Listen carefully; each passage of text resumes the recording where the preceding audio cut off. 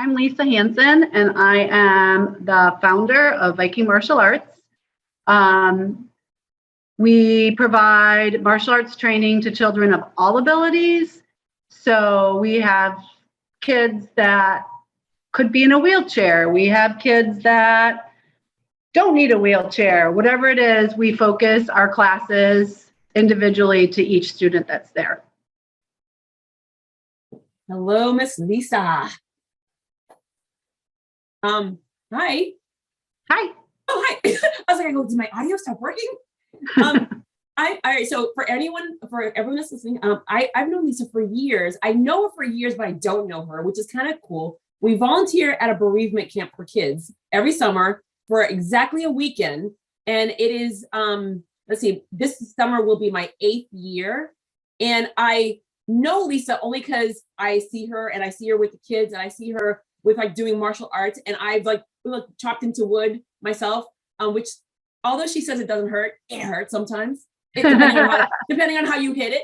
But I don't know you. But it's kind of weird. I know you, but I don't know you. And of course, Facebook gives you a lot of other like openings to your life where your family is gorgeous. I know your husband because he volunteers. Your family is gorgeous. The wedding's gorgeous. Who knew you when you dress up, my friend? What hot? You are sexy hot when you dress up, but we don't see that when we're at a camp. So no, we've gotten zero sleep and we're looking for coffee. Coffee, candy, like anything that we can. And we're only there for 48 hours, which is shocking how much food and how much candy and how much caffeine we intake in 48 hours. But that's one thing that we do. But before anyone knows about your business, about anything, we need to understand who Lisa is. I always tell people, in order to understand a business and where it came from, we need to understand the human being behind it. So take me to where you came from, like where you were raised, where you came from, all the way to your first martial arts class. So I was born in Illinois. My father was a business owner. So I grew up in a town where everybody knew my father. My father was known as the Viking in town. He owned Viking office supply, and that's why we are Viking Martial Arts in honor of my father who passed away a couple of years ago. He was an excellent businessman, but he was a huge supporter of the community, and I try to follow in his footsteps in what I do. I actually never thought I would be a black belt. It was not on my spectrum of things to do. I'm a mother of 4 children. I was very busy volunteering in all the schools and doing all that, but I like to work out. So I was taking a kickboxing class. And wait, I'm going to pause you for a second. There's a huge gap between your dad and the black belt. Okay. Huge gap. So you got to fill in a long life. You have to fill in the space in between too. Okay. So I married my husband, Jamie, and we've moved from Washington State to California to Pennsylvania. We've been everywhere, and we finally settled here in Massachusetts. We raised 4 children. They are all grown up now, married. I have a grandbaby coming, which is really exciting in June. We're over the moon. So before I had children, I was a special education teacher in Washington State. And that's where I got my love of teaching. Well, I was going to ask you, when you were so the Illinois kid, how did you get to the point where, when did you meet Jamie and when did you leave Illinois? Because from Illinois. Oh, do you have all day? Yeah. Well, we're here for a little bit. So this is why I'm like, I always tell people, you could go right to the business, but I'm going to keep stopping you because we need to understand who you are before we understand what the business is. So, being in New England people we're creatures of habit. I was born in Brooklyn, New York, but I was raised in New England. And I've traveled, I've lived in, I dated somewhere on the West Coast. So basically I was on the West Coast a lot. I lived in Texas. I've lived in Australia, Ireland. I always come back home. We're creatures of habit. But when you're in other countries, I hear the same thing, that people tend to be creatures of habit. And when you end up in New England, people always say, especially Massachusetts, people always say, you guys are really tough. I'm like, we're tough, but once we love you forever. I go, we bring you in. So how did the Illinois girl end up traveling to all these different places But what was that first moment when you left, and what did you think when you left? I left because I married Jamie. We met in northern Wisconsin at the campground that we both went to as children. And he came back after he had graduated from West Point, and I was going into college. He thought I was a little bit older, and we fell in love instantly. We have a battle between the two of us. It was at 5 seconds, and I say, no, I knew in 3 seconds. We're always kind of one-upping each other. But it was really, truly love at first sight. And to be together, I had to move across the country to Washington State. He was in the Army at Fort Lewis. And at 20 years old, I packed up everything I owned and moved to Washington State as a new bride just to be with him. So did you leave college, or did you continue with college? I finished my second year of college and then immediately started and did my junior and senior year at Seattle University. Nice. Ooh, Seattle, like that. Okay, very cool. Yeah. What was your major? Special education. Oh, perfect. Okay, now it's all coming together. See, this is why I asked, because everything connects. So how was it for you when you were like, so you went from Illinois to Washington State, and then where after that? Because you said it's so fast. We moved down to California. Jamie got out of the military and took a job with a semiconductor company in San Jose, California. So we moved down there. We had Matthew when we lived there. And we were not California people. What was it about California? We like the change of the weather and the seasons and not having a postage size backyard, like the little stamped backyard. Like it was, we need our space. So the first job opening out of California with the same company was Bethlehem, Pennsylvania, and we took it in a second. So then now you're coming back to the Northeast, which is cool. So like you're like coming back in that area. Why did you guys, like the job brought you there, but did you ever have thoughts about going back to Illinois? I always thought we'd get back to Illinois. I really did. I always just thought, okay, this is where we're writing it out for now, but eventually we're going to get back home, be with our families. And it just never happened. He got transferred up here to Boston. I said Boston was the last place on earth that I would ever move to because, like you said, people here have a reputation. And we moved, and I never moving again. Never moving again because the whole time move was just so much, or it was like the fact that you started to fall in love with the place. Because this is home.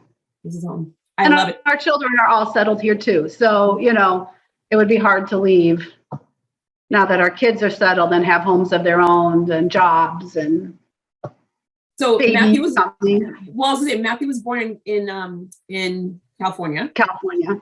And so the other three, were they born all in New England, in Massachusetts, Pennsylvania? And so all three of them. So they were so young that they didn't even realize when they came to here. Anna remembers Bethlehem, but Catherine and Andrew don't. They were too little. Yep. Very, very good. Okay. So now, all right. So now we have the feel of exactly where you've been. You've gotten a taste of all the points of the United States.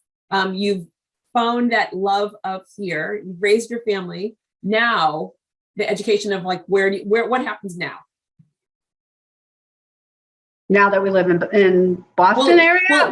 You've raised your kids. You've raised your kids. You have your degree. You finished your degree. So now, like, talk to me from the degree to the point where the martial arts comes in.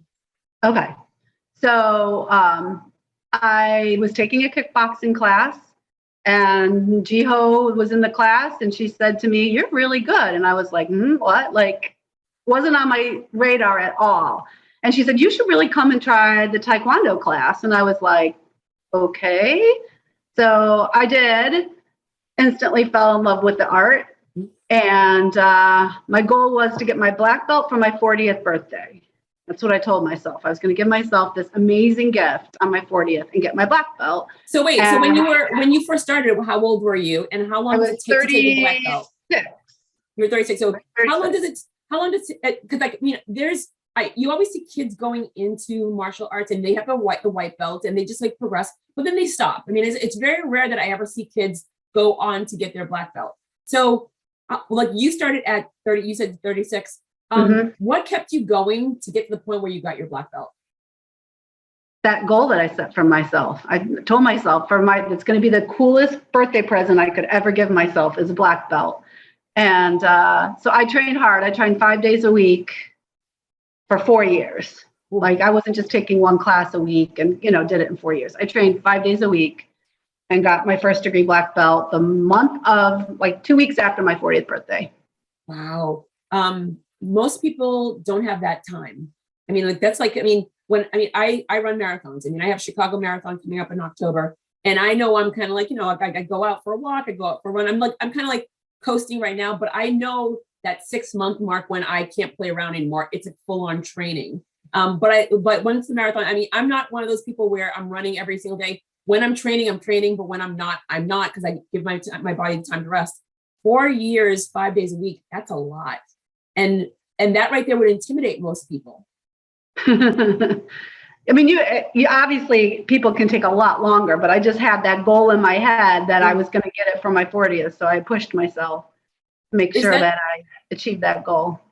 Where did you get that? I mean, where did you get that whole entire concept? Because I mean, again, like I just said, that's a large commitment. And even just in regards of your dad was a businessman, I mean, where did you get that? Was it from your dad, or were you always like that as a kid where once I have my eyes set on something, I'm going after it full throttle? Kind of funny because I wasn't that way as a kid. I didn't get that way until I met my husband. What? He's very driven. I mean, he went to West Point, right? He runs marathons like you. He's a very driven person. And he made me have those goals and to be driven too. I love it because that's one of the things where most people I talk to or encounter, they always talk about how it came. It's it's part of the DNA. It's just I go, whether you either you have it or you don't. And just to know that you can acquire it from someone. I go, and again, the true love, is he supporting you in doing things, or are you just watching and you're like, okay, I have this in me too, and I'm just going to bolster up? Because it's one of those moments where people always say, I go, well, it's easy to say someone's pushing you, but you still have to have it in you. I did. I mean, obviously it was in me somewhere, but I never was a great student. I never, had any big drive until I met him. So and for me, that's shocking to even hear, knowing what I see in you. That's it blows my mind to even know that's even the case, because every single time I see you, it's just I go, you're I'm not even playing around kind of a situation, but that's what I've seen you all these years. And just to hear that, I'm I go, that's crazy. And if someone told me that, I'm that's not Lisa. You're not talking about Lisa. I don't know that person that you're talking about. So I love that you found that way. You found it in you, which was really great. You did the 4 years. So now you have your black belt. You have your black belt. You've done your 4 years. You hit your goal. What happened next? I started teaching part-time at our studio just because I love teaching. So it was a perfect fit for me, and just fell in love with my students. I still have some of those very beginner students. He's way taller than me now and has a size 14 foot, something ridiculous. And he was one of my first students when he was 3, and I still do private lessons with him. I become part of the family, and so I started teaching a little bit, doing some outside programs for Bob, who is my instructor, and just kind of started growing my part of the business. I was still always part of his business, but getting more involved with children with special needs and doing that kind of stuff out on my own. What was it important? What you were mentioning the children with special needs, and unless it's the Paralympics, which is by far my favorite part of the Olympics on so many different levels. I was in charge of Special Olympics when I was in high school for 3 years. And so it's always been my focal point where anyone and everyone can accomplish a goal if they really want to. So how did these kids find you or the studio, and how did you connect the dots? Because you did special ed when you were in school, and now you have the martial arts. How did you bring them together? It just happened. Somebody needed a program at Perkins School for the blind. They were doing like an after school program. And I happened to know somebody who knew somebody that connected us. And I went and taught to 5 students in their after school program. And I just knew. I remember coming home and saying to my husband, like, they don't even have to pay me to do this. I love it so much that I would drive to Perkins School just to do this for free. Like, it just was so amazing. And unfortunately, and then I started teaching cotting school too in Lexington. Mm-hmm. And unfortunately, with the pandemic, all those programs have been shut down and they don't allow outside people into the buildings right now. So I haven't seen those kids in almost 2 years. Why did the school feel that they needed to bring that in, we'll call it martial arts anyway? I mean, yes, it's an activity, but there's so many different activities. I mean, I know a lot of people have volunteered at those schools as well.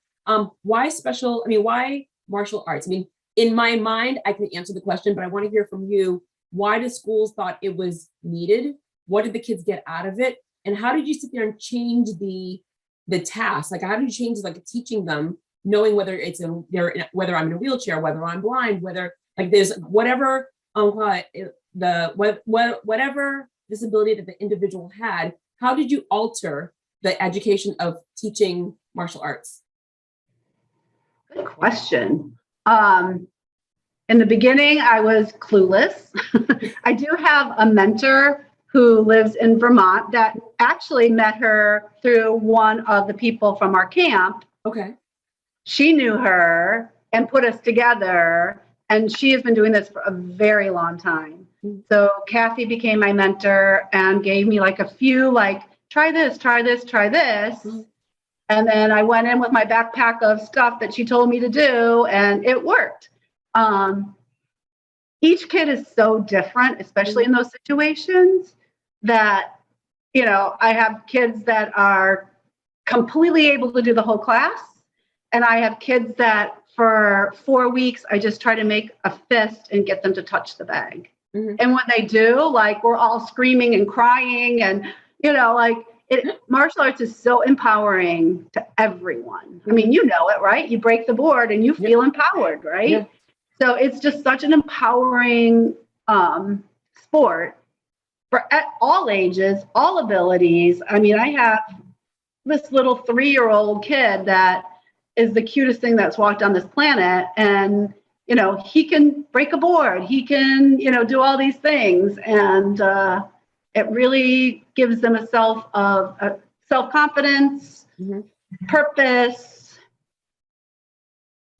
So, yeah. Well, I was going to say, one of the things that I feel that soccer and martial arts are 2 things that parents put their kids in early. It doesn't last, but they put their kids in early. Martial arts, from what I can see, it definitely, you just mentioned it builds self-confidence. Kids are getting picked on at school, they're being bullied, just for them to understand who they are as a person, as building that self-worth, and being able to protect themselves. So I was always so surprised in regards of, not surprised, I shouldn't say the word surprised, but it was just, I'm more curious in regards to, you see these kids, they're learning these skill sets, they're being bullied in school. One of the biggest things that is taught from what I've seen is that you're teaching yourself to defend yourself, but you're not going out there to pick fights or to be aggressive with other individuals. How does one take all those lessons, and even when they leave you, where does it go from there? I mean, you just mentioned you have a student that you've had since they were 3, and he's now, how old is he? 16. He's 16 years old. But you have all these people that you're in their families. They've probably all had different situations of why they come to you. How do you get that mindset of, okay, I've been bullied. I'm really, really just feeling in despair. I'm coming in here. I'm learning all these different skills. How do you break that moment of, I have to sit there and teach this kid to protect themselves, to learn the skills, to learn the essence of martial arts, but you can't use this. You can't use this to show people, like, I can sit there and take you on or pick a fight. Where does that come? Because kids are just so young and they're still developing. And when you're in that situation, it's do or die, fight or flight. Yeah, it's a hard one. And I've really struggled with it because I don't want to promote violence. So I don't say like the bad guy when we're doing stuff. I say it's the big bad wolf. It takes it to a whole different place, right? Yep. It's the big bad wolf. You got to get the big bad wolf before he blows your house down. And I mean, I was always afraid of the big bad wolf when I was little, right? But you're not saying the bad guy. So I'm making it more like, here's your situation. The big bad wolf's going to blow down your house. What are you going to do to stop them? And hopefully that translates to when they actually hopefully never need to use it.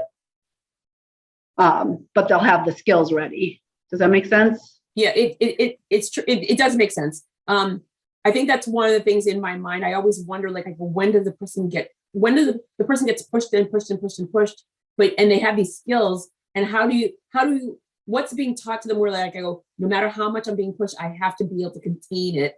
And that's where I always wonder, like, how do they stop themselves from like really just like using their skills? We work a lot on control, power and control. Those are two components of Taekwondo, right? And you have the power now, but now you have to learn the control piece.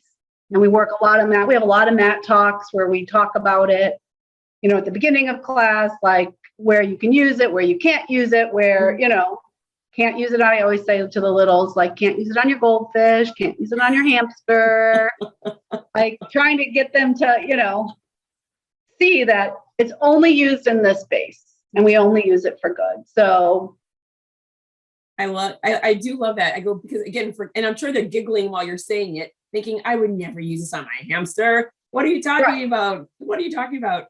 When did you decide that it was time to move on from Bob to come to your own studio? The pandemic helped me.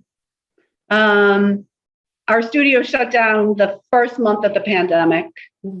And I miss those kids. Like I said, they're like my family, you know, like some of those kids are so near and dear to my heart. And all I could think about is, what are they going through right now? They're stuck at home. Everything they love has been taken away. They can't possibly understand. I didn't understand what was going on. How do they understand what's going on? So immediately I figured out Zoom. I didn't know what Zoom was, and started teaching lessons in my basement on Zoom. And I had to rethink all the ways you learn Taekwondo because they're staring at a screen.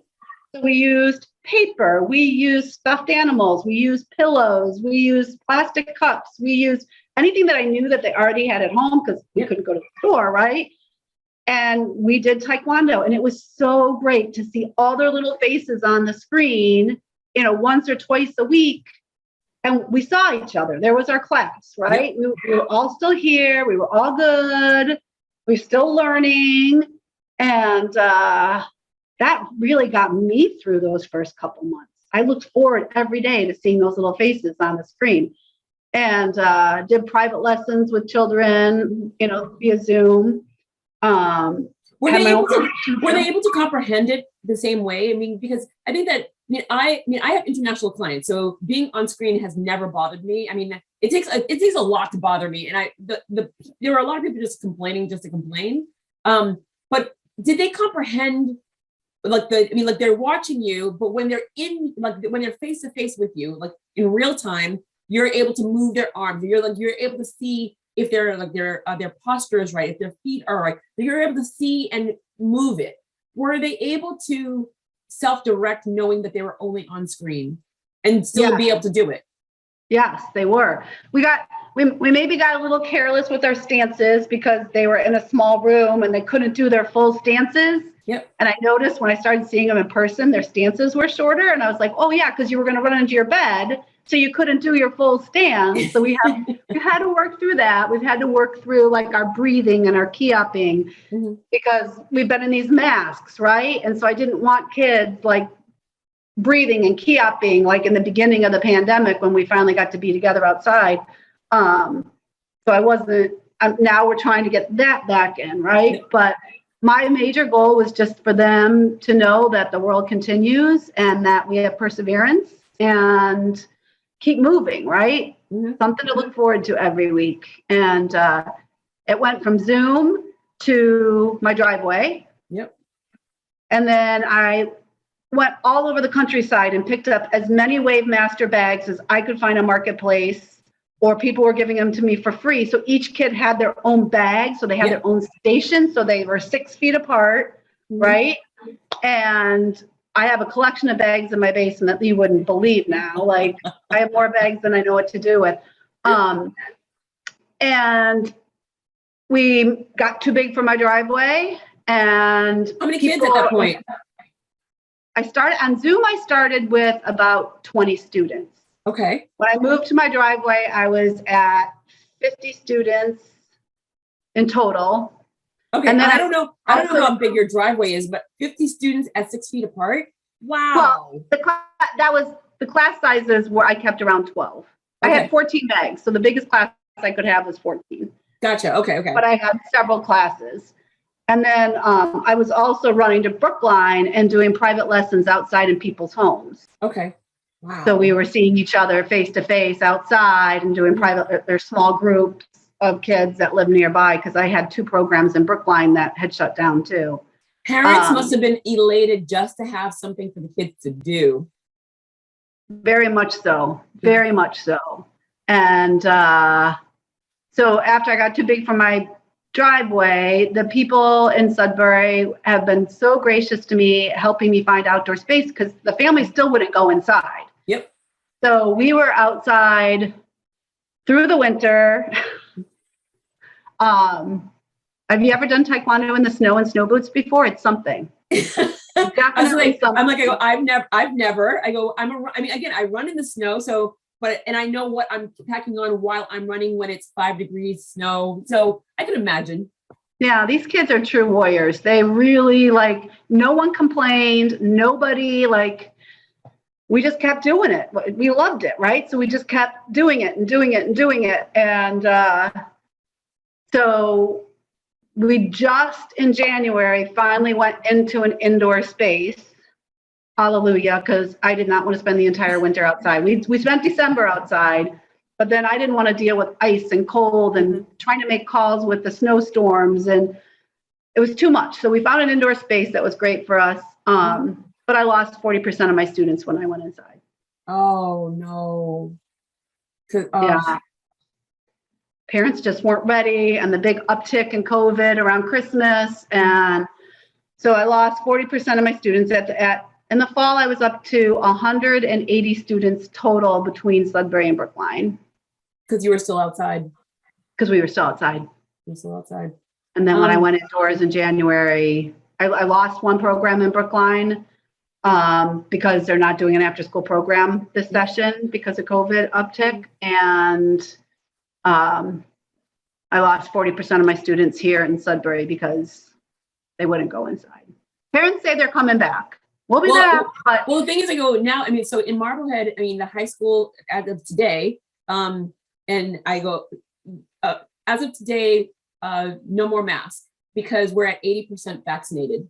And that was the biggest thing where other towns were like, I was seeing on Facebook how people are like, I go, but look, Marblehead's taking off the mask. I'm like, we're 80% vaccinated though. So don't pick us. We really were like it was, the kids started basically going after each other. And also a lot of kids are in sports. They can't go to the other town without being vaccinated. So it just kind of happened where a lot of kids play sports here. A lot of people are in the arts or in theater, and they can't go to other towns without showing that they've been vaccinated. And so it was a no-brainer at one point. So this is why I feel like the numbers will go back up, where the people will okay, more and more places are taking masks down, and I think it'll be easier as we ease into the spring, which hopefully during our the kids' vacations is not an uptick. So we will see on that part. I'm going to pause on the actual skill of the business, and I'm going to go to the actual starting the business. When did you decide to cross over? Because you could have worked for someone else, many other people, for quite some time. You're seeing this mass exit, where all we're reading about is mass exit of people leaving their jobs. Over 10 million people have now left high-paying jobs to do something else, whether it's getting a new job, whether it's starting their own business, whether it's just trying to figure out where their own spaces, or just I'm done with working. I'm going to give back by mentoring. Why did you believe that this was the time to actually start your own thing? Because you could have done this years ago, yeah, the pandemic kind of like probably like was definitely the push. But what made it where it was the most enticing for you, number one? And what was the hardest part of doing it? Because starting a business is not for the faintest of heart. So why did you believe it was that time? And what was the hardest part about doing it? I knew it was time because I wanted to keep the students together. I didn't want to lose them to other schools. I didn't want them to stop doing Taekwondo. So I knew it was, my husband's been telling me for years, you should start your own business. But I could never go against Bob because he was my instructor. He was, I'm very, very loyal to him, and I could never have started a martial arts school with him in the same town, like never. So it organically happened. It really did. Like, I didn't intend when I started the Zoom thing for it to turn into this full-time business for me. But little by little, word got out and more students came, and it just kept growing and growing and growing. And each time, I added more students, I was out searching for those Wave Master bags because now I got 2 more students, and I'd be like, oh gosh, I got to get 2 more bags because I got 2 more kids coming, So every time I would set it up so that we went by like 6 or 8 week sessions because the world was constantly changing. Yep. I didn't want people to make a financial commitment when I couldn't commit that I could provide for that, right? So my friend told me, dear friend of mine said, just let this grow organically. Don't push it. Don't try too hard. Just as it starts to grow, just keep, making it bigger, better, but don't try to get too big too fast, right? Mm-hmm. And so, like when we moved out of my driveway, I had to take those bags with me, right? So then we are now the proud owners of a utility trailer. So we could put all the bags on the utility trailer, and I would drive through town with all the Wave Master bags in the back and unload them all onto the field. And at the end of the night, my older students would help me get them all back on the utility trailer, back to our house. So each time I had to, when it started getting dark at 4:00 and we were in my driveway, we had to go out and purchase all these floodlights so we could see. Like, we have quite the collection of stuff. Like every session, there was a new challenge, right? When we were in the field, there was no power. There's no electricity. So we had to buy a little generator so we could run the lights so the kids could see. Like, it was this crazy ride where we just had to keep thinking outside the box, right? How are we going to make this work? How is it going to be safe and be successful? And somehow we managed to do it. I did, every time I thought of something, I just went back to Drew's words, and it was like, just let it grow organically. Like, okay, then we need a utility trailer if we're going to grow, right? My kids are happy we have a utility trailer now, though. We could use it for camp too, probably. Honestly, I was going to say you totally could. Yeah. Where's Bob? He started another business doing something different. So yeah, he's still around town. So it was safe. All right. Because when you were saying that you would never ever where you'd never compete against Bob, and you were talking, I'm like, what happened to Bob? So Bob was 100%. Like, he had your back. Yeah. Awesome. I think that's one of the things that people are so apt not to start anything because they have a mentor, they have a guide, they have someone that's been teaching them, but they want to go on their own. I mean, I know a young lady that she had been working at a retail store for many years, and she really wanted to open her own place. And she's like, I just can't do it because I want to, but I can't do it because I would be competing in the same location. And it just stinks. But you go to work miserable every single day, just thinking, I can do this. I do this already. I can do this for myself. And I know how much this business makes. And yet I'm getting a sliver of it when I know it could just totally be mine. So I think that's one of the things where people are finding it hard. It's being and believing in what you do, but being loyal. It's like that crossroad of where do I go and how do I navigate that world? Yeah, absolutely. I was going to say to you, when you when the pandemic started, you were running this business. I shouldn't say you're running this business yet, but you were running the task of finding these kids and making sure that you had all the different tools for them. Then you decide to grow the business. How are you taking care of you and your family? Because you do have kids. They're adult kids, but you do have kids. You have a husband. You're in a pandemic. Besides that work part, how was it that you were able to take care of you and navigate yourself during this time? Because we're going into year 3 of having, it's crazy where I remember I was in Mexico and I was on a stage and people were like, what's happening in America with the toilet paper? I'm like, I don't know what you guys are talking about. And I got back here within literally days of the governor shutting down the state. And I was like, look at this. This is weird. But I thought it was going to be 2 weeks, like 2-3 weeks. We all did, didn't we? Yeah. So then now we're going into year 3. How have you been able to juggle all the things that you're doing? Like, I mean, work, creating a business, husband, kids, being a grandma soon. I mean, like all of this, how has it been for you? Good news is I'm a really good multitasker. So, like today I got to go teach and I've already pre-made dinner because Anna and her husband are going to be here. And I had that set this morning so that it all works out. I did make a commitment kind of to myself that I wouldn't let it get before my family, get before my husband, but there were times where I had to choose the business because it's the business, right? Mm-hmm. Not many, but a couple times where, I really wanted to do this, but I have this business, I have this responsibility, I have people paying me for a service that I have to make sure that I can do. Yep. Were they understanding? Because I think that's one of the things where when you have, actually, before I say what I'm going to say, I'm just going to ask you, were they understanding during those times? My family? Oh, absolutely. They've been behind me 100%. My son Matthew is my web person. Jamie is our business person. My daughter Catherine, this is so cool. She's a black belt. She lives in Washington, D.C., and she ran some of my classes online for me when I got so big and I couldn't handle all the classes. She was teaching for me online in D.C. While I was here teaching at the same time. So it's really a family business. It really is. Like, we've all had our hand in it. My son Andrew I do ninja classes on the weekends, and he builds all the equipment that we use for the ninja class. Ooh, I should bring that to camp. That would be fun. So, it's all hands on deck. Haley, Andrew's girlfriend, she does all of my logo wear.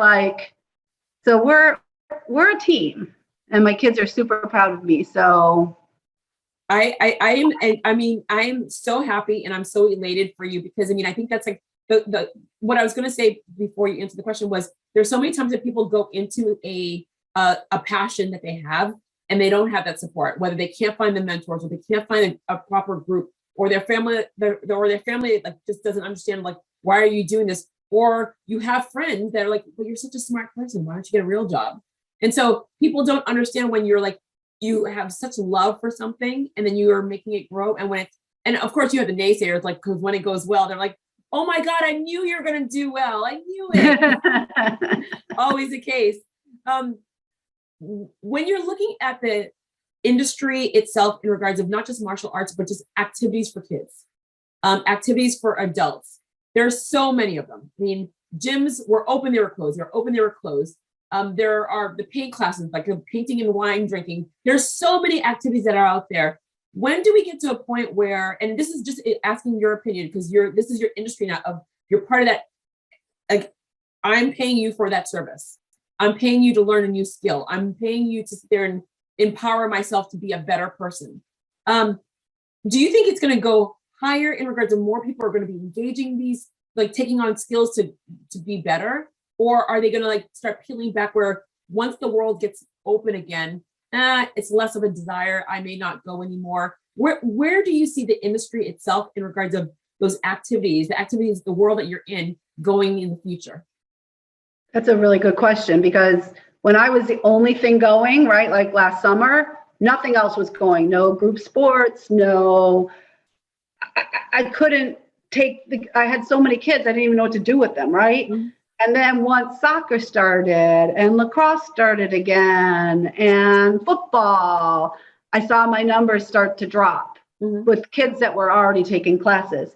So as the world was beginning to open up, and my husband had prepared me for this, he was like, once it starts opening up, these kids that have been doing martial arts 3 days a week, because that's all there is to do, are going to start choosing other sports. And definitely lost a lot of kids back to what their original sport was, but we also gained a bunch of kids. It's this weird ebb and flow that I'm finding where, you know, each session I lose 3 kids or 4 kids, but then I gain 6 kids. Like, and maybe that's, I haven't been in the martial arts industry as an owner that long, but I'm assuming that's kind of how it works, right? Because like you said, a lot of kids take it, but they never get to black belt, right? So it's probably like in any industry, kids are just floating around trying to find their fit, right? What are they good at? What are they succeeding at? And I hope that in my classes, all the kids feel like they're succeeding. What is the percentage of people overall that get their black belt? Because it's less than 1% of the world's population that runs a marathon. And everyone's like, well, there's a lot of people that are out there running the marathons. I go, it's the same people. We're the same people. They go, once you do one, I go, I shouldn't say that. Once you do 2, you're doing it again. The one people usually, like if you do 1, you're just like, it's one and done. But yeah, once you hit 2, you kind of want to do more of them. So it's less than 1% of the world's population. So for you, what is the percentage of individuals that get black belts? I actually don't know that answer. That is a good question. I'm gonna have to look that up, Jodi. Oh, I'm, and I look forward to hearing that answer one day. So this is good because I really definitely want to know that. But also in regards of martial arts isn't just for kids. So switching to adults, how many adults do you have that you've worked with?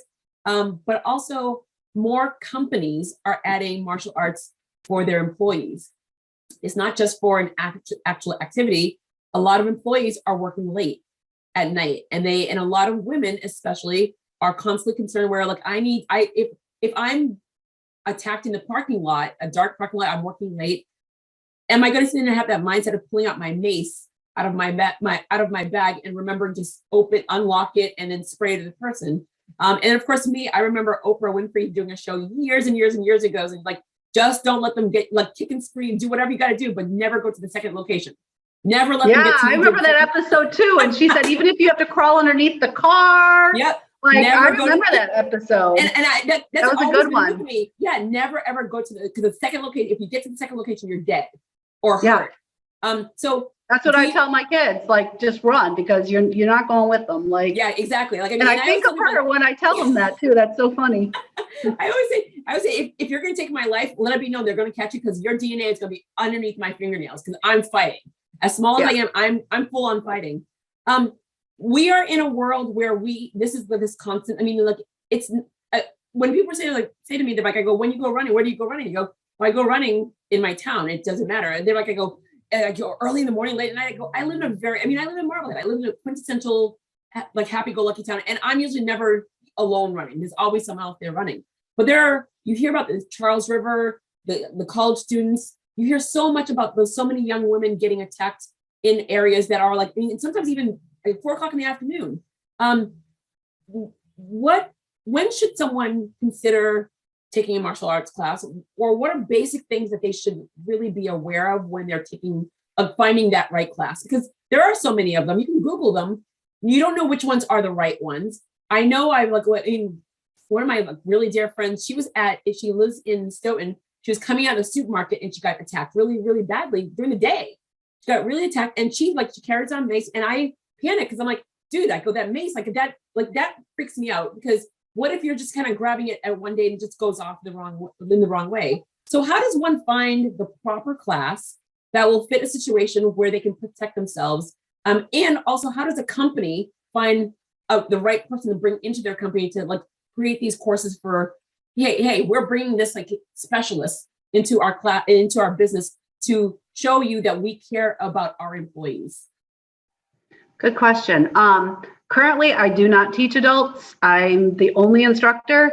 I have a black belt that trained at the same studio as me. He's a college kid getting his master's degree. So I have him as an assistant teacher, which is great to have another adult.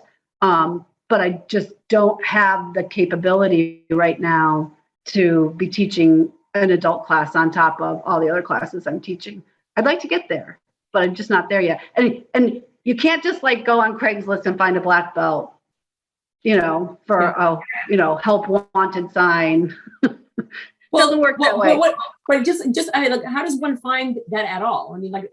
I wasn't asking per se for you, but I was just saying overall, because there's so many times that people hear a conversation about martial arts and they're like, I want to get in there, or companies like HR department, they're looking for activities, they're looking for something to bring into the company. How does one even begin to find the right person? Because like you said, like you don't go on Craigslist, but guess what? Google could be just as bad as Craigslist because it's a cesspool of stuff. So right. How does one find the right, like, what are 2 or 3 criteria that someone should be looking for when they're looking for a person that should be teaching? I think an instructor that you can trust, first of all, right? Someone that's positive, because there's a lot of instructors out there, I think, in the martial arts world that aren't so positive. And I would, I don't advertise. Everything I do is word of mouth. From one mom to another mom, the word gets out. And so I would think that just like word of mouth, asking people, do you know anyone would be a good fit for this, or would be the best way, someone that's already, done it before, or had a class brought in, or. And what about credentials? Like, what are the credentials that people should have when you're, are there specific credentials for the individual that's teaching you?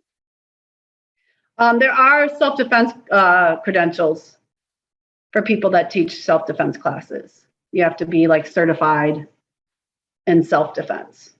Okay, so I have to sit there and say, like, when you're saying it's certified, what are certified versus like the there's classes out there. Just like if you're going to be a certified yoga teacher, or you're going to be a certified bar teacher, right?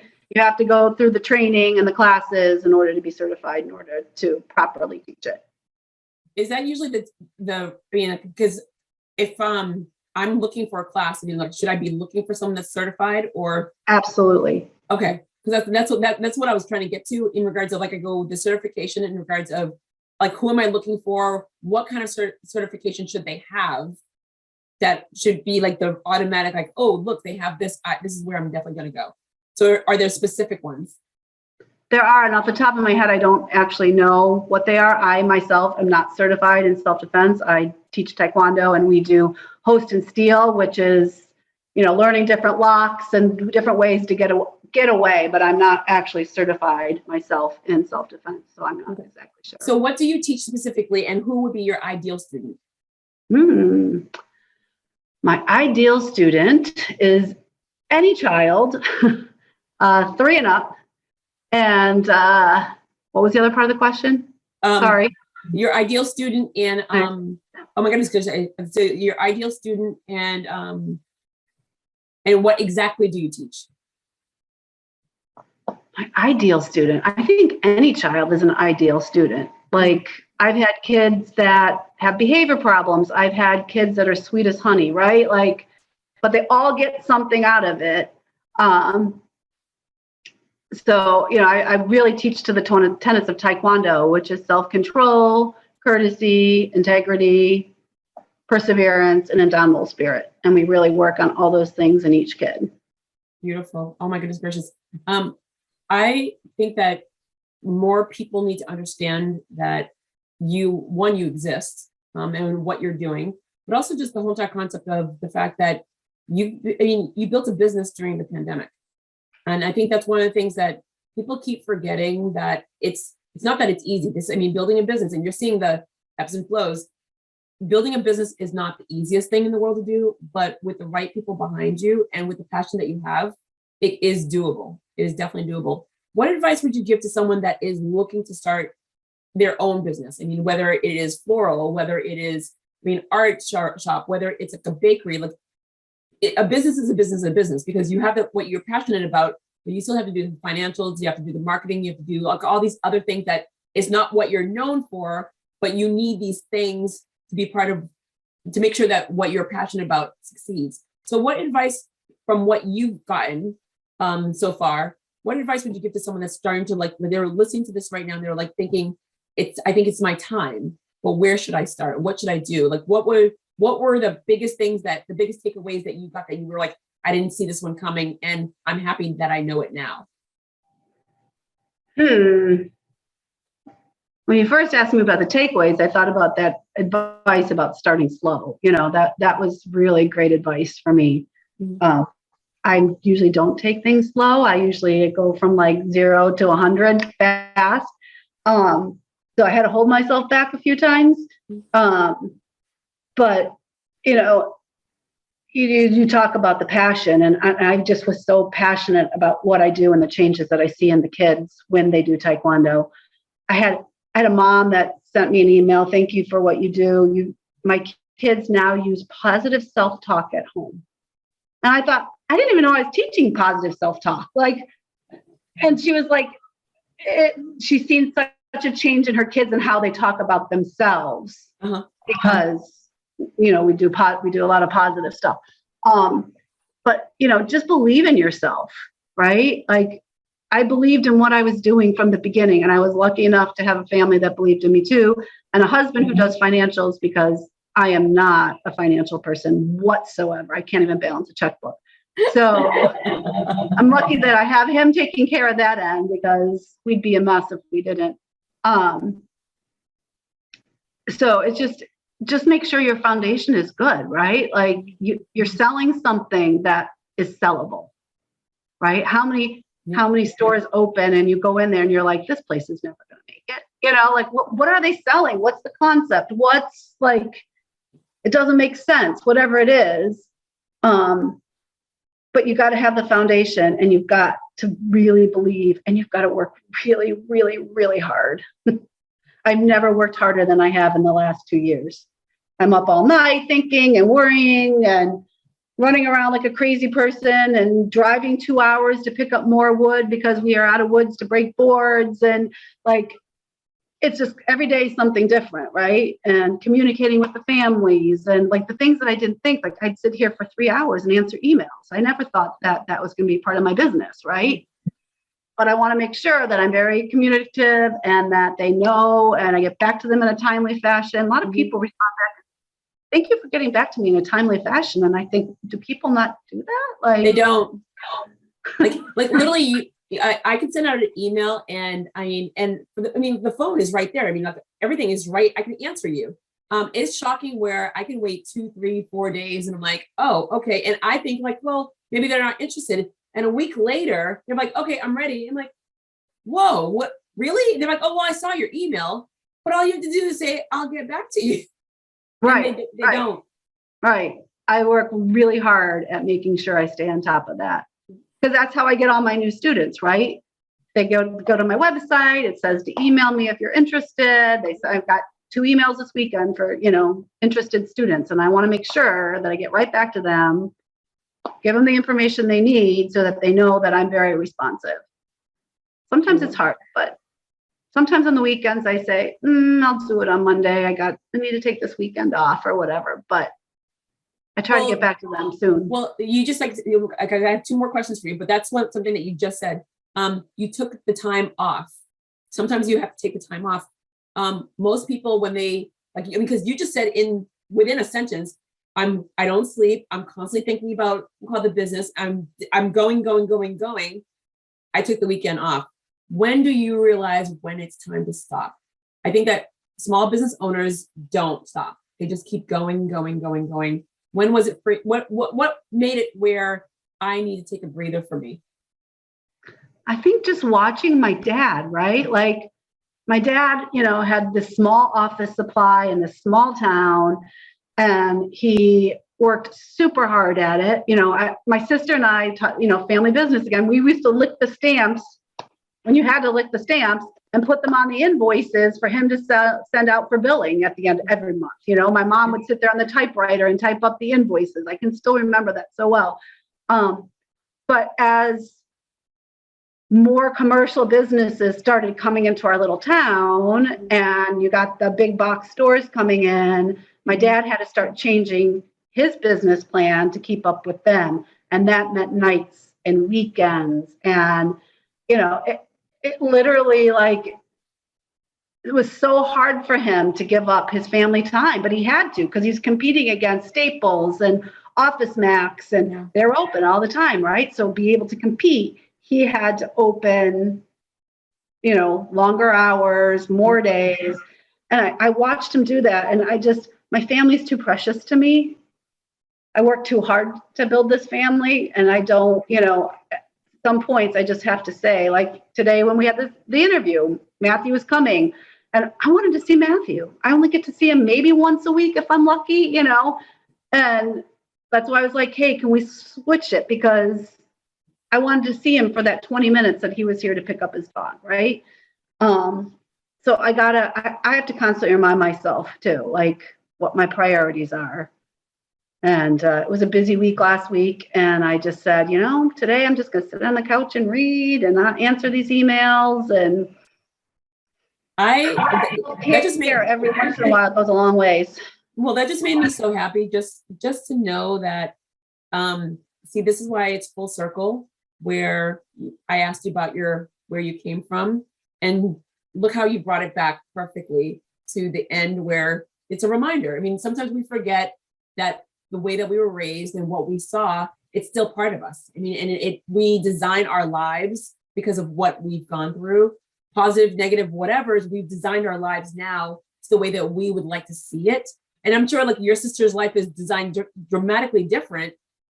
You grew up the same way, but designed differently. It's like what you perceive from when you're growing up. But I do love that. I'm obsessed with my friends and family, like obsessed. Like if I don't hear from you, I start stalking you, and everyone's like, really? I go, I see the weather. I didn't see you post anything on social. I just want to make sure you got home safely. Everyone's like, you're funny. I go, I love you guys. I go, I've had family and friends that are no longer with us.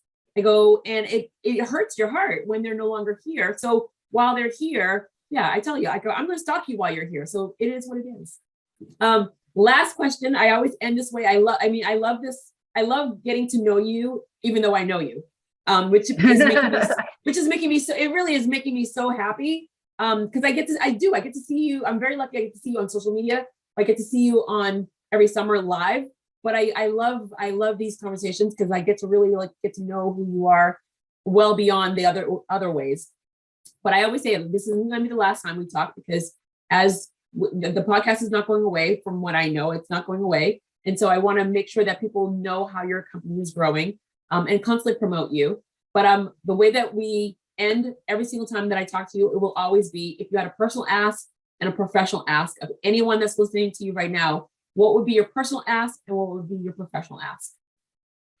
My professional ask would be that if you know of a small business, open your doors, open your hearts, help them out. So many people helped me out along this journey that I never saw coming. People I didn't even know were like, yeah, you can come use this field, or yeah, you can come use this pavilion whenever you want.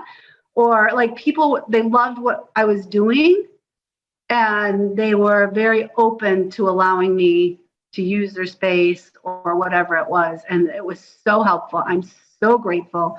I give back to the town. I work with the town social worker now, providing classes for children in need that can't afford it, as my gratitude back to all these people that were so kind and gracious to me. I'm going to get teary now, because I couldn't have done it without them. I really couldn't have. And these strangers have become my friends now, right? And they've just been big supporters of what we've been doing.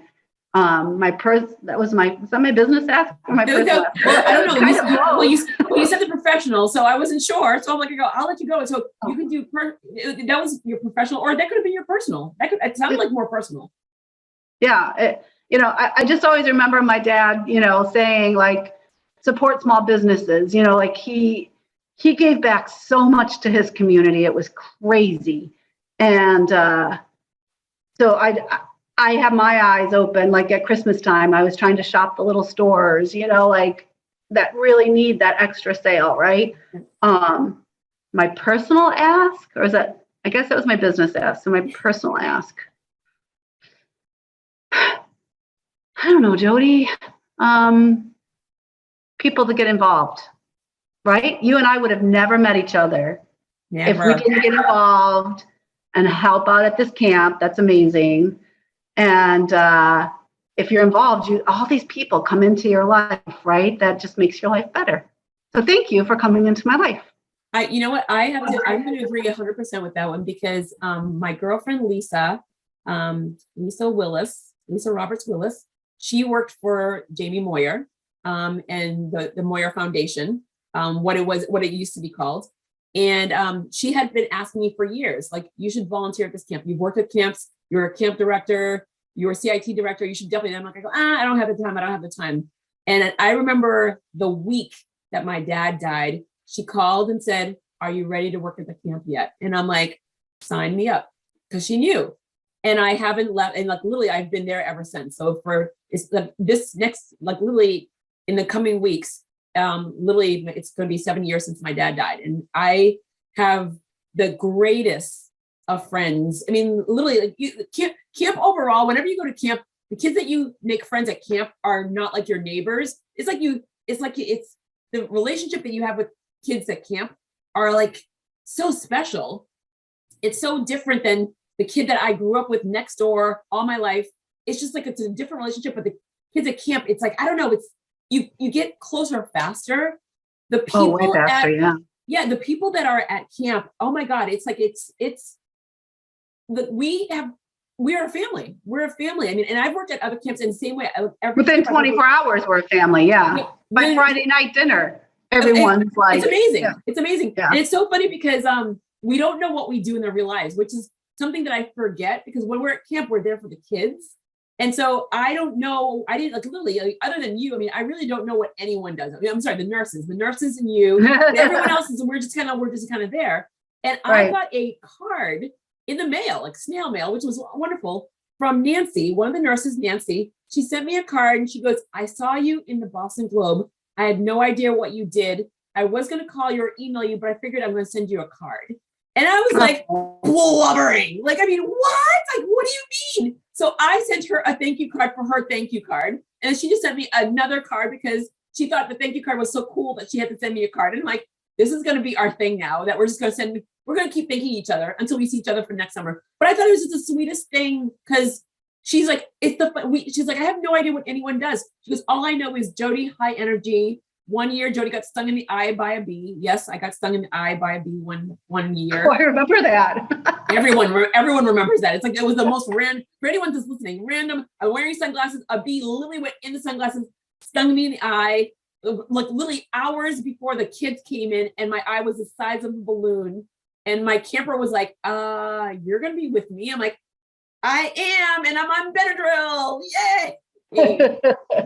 So you guys are the greatest people in my life. I mean, you came at the right time, and yet all the things that we do for the kids and it's the most special place on this planet. So I'm happy that you came into my life, Miss Lisa. I agree. And you're here on my fun little podcast. You're here, and you're a business owner. You are a business owner like your dad. Yep. I did it. Somehow I did it. Full circle all the way with adult children, with a true love by your side. You nailed it. So I'm so proud of you. And I'm just happy that I get to hear, I'm happy I get to hear the entire story and stuff like that. And by the way, your sister, what does your sister think? I mean, is your mom and dad still with, and your dad's not with us, but is your mom still with us? My sister's name is Anne. I have a brother named Mark too. What do they think about you owning your own business? My sister helps out too. From afar. She lives in Illinois, but like, I just had banners made for our new studio, and she did it at a local place that we know the owner, and they're supposed to arrive FedEx any minute now. She shipped them out to me so I'd have my new banners, and so she's involved too. That's awesome. And what about your brother? My brother lives in Oregon, and his daughter Cora, I've done some Zoom classes with, which is really fun, because when would I have ever thought that I could teach Cora on the West Coast, right? And so for Christmas, all she wanted, you'll like this, all she wanted for Christmas was boards to break. Girl after your own heart. She got some pajamas and some boards to break, and her own Taekwondo uniform now. So when she takes classes with Aunt Lisa, she can wear her uniform. That is, see, it's a family affair all the way. And it Pretty started from your dad all the way through, and you kept the entire family in this. That's awesome. Yay. Yay, you. Yeah, now I got to go make it through 3 classes today. You're awesome. Well, all right. So thank you very much for your time. Thank you very much for your story. Thanks for just your nuggets of gold, because I go, this is one of the things where you probably didn't even realize it, all that, well, other than when I asked you directly, you're giving all this information and all the things that you learned. And that's like what people are needing to hear. Like, a business is not easy. A small business is definitely not easy. A small business during a pandemic, holy crap, seriously. So thank you. Outside the box. You just got to keep thinking outside the box.